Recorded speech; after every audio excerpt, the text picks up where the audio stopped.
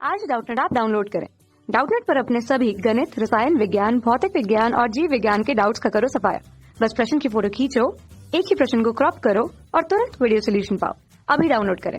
प्रश्न दिया है, यदि एक सरल आवर्ती दोलक की कुल ऊर्जा E है, जब यह अपने अंतिम बिंदु के आधे मार्ग पर हो, तब इसकी जो स्थितिज ऊर्जा होगी उसका मान बताना है। और यहाँ पे 4 विकल्प हमें कुल ऊर्जा के पदों में दिया गया है। तो आइए हम लोग इस प्रश्न को हल करते हैं और देखते हैं कि कौन सा विकल्प जो है सही होगा।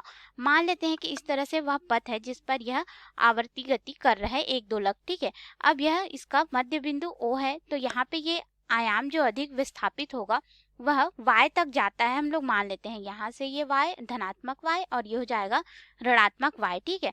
तो यह अपने आधे में होगा, यानी कि मूल बिंदु पर होगा। तो इस समय जो इसकी स्थितिज ऊर्जा होगी, जिसे हम लोग PE से दर्शाते हैं, पोटेंशियल एनर्जी, इसका मान क्या होगा हमें बताना है। तो हम लोग जानते हैं कि जो एक सरल आवर्ती दोलक होता है उसकी जो स्थितिज ऊर्जा होती है इसे हम लोग PE से दर्शाते हैं, जो कि हो जाता है 1/2 उस दोलक का द्रव्यमान m गुणित उसका कोणीय वेग का वर्ग गुणित आयाम का वर्ग y का वर्ग। अब हमें यहाँ पे प्रश्न में बोला गया है कि वह अपने अंतिम बिंदु के आधे मार्ग पर है, यानी कि अपने आयाम के आधे पर है, ठीक है। तो हमारे पास यहाँ पे आयाम y बराबर कितना हो जाएगा, अपने मार्ग के आधे पर ये विस्थापित हो रहा है, ठीक है। तो इसके द्वारा जो स्थिति दी गई है y हमें उस स्थिति को दर्शा रहा है। तो ये क्या हो जाएगा हमारे पास, उसका जो आयाम होता है a बटे यहाँ पे हो जाएगा 2, क्योंकि उसके आधे के बराबर। तो ये जो x यानी कि जो हमने y लिया है वो क्या दर्शा रहा है, स्थिति को दर्शा रहा है, ठीक है। तो स्थिति यानी कि यह किस पे होगा, तो हम लोग को y के रूप में हमने लिया है, तो ये y अक्ष पे होगा, ठीक है।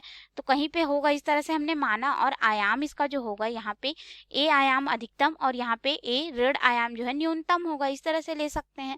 तो हमारे पास ये इसके आधे के बराबर प्राप्त हो रहा है, अर्थात हमारे पास जो स्थितिज ऊर्जा होगी उसे हम लोग यहाँ पे रखेंगे तो ये कितना हो जाएगा PE, जो कि हो जाएगा 1/2 वस्तु का जो द्रव्यमान है, दोलक का द्रव्यमान गुणित उसका कोणीय वेग ओमेगा का वर्ग, और फिर यहाँ पे उसकी स्थिति का मान रखेंगे जो कि हो जाएगा a का वर्ग बटे यहाँ पे होगा 2, और इस पूरे का हम लोग वर्ग कर देते हैं। इस तरह से 1 के वर्ग के रूप में ना लिख करके पूरे का वर्ग कर देते हैं, ठीक है।